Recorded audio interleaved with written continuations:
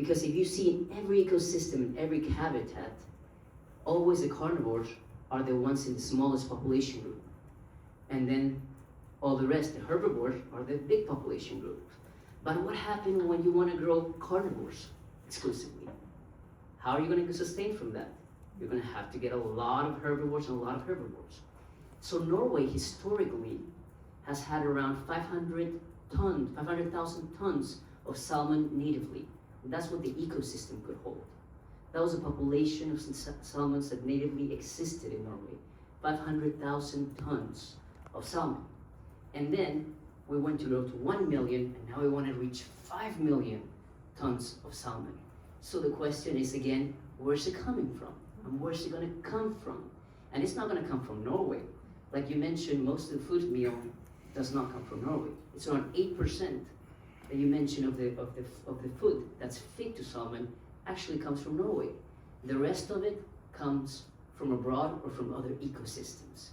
So Norway fishes around 60% of all the krill fisheries in the world. It has the biggest krill industry to sustain the salmoniculture industry. And this krill, what it's doing is degrading completely the Southern Ocean. So at the same time, in a moment where we're saying that Norway is committed to sustainability, committed to reducing carbon emissions, we're dismantling the organic transport systems of carbon to the deep sea and to the bottom, because all the carbon sequestration needs to get to the deep sea. And what gets it to the deep sea? The biodiversity, life. And one of this is krill. And krill is the main food for seals, for whales in the Southern Ocean. And then in the other impact, because you need krill for omega-3 and you need fish, is that this fish, where's it coming from, is coming from the pelagics right now. But Norway actually wants to start fishing the mesopelagic, which the mesopelagic is where 95% of all the fishes in the world, and is the biggest transport mechanism of carbon to the deep sea.